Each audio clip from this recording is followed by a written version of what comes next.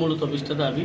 মূলত দাবি হলো আমাদের শ্রমিকদের পরিকল্পনা বোর্ড গঠন করা, ওয়েলফেয়ার বোর্ড। তারপরে আমরা শ্রমিকদের বিপিএল কার্ড, তারপরে আয়ুষ্মান কার্ড এবং প্রধানমন্ত্রী আবাস যোজনা ঘর সুযোগ দেওয়া।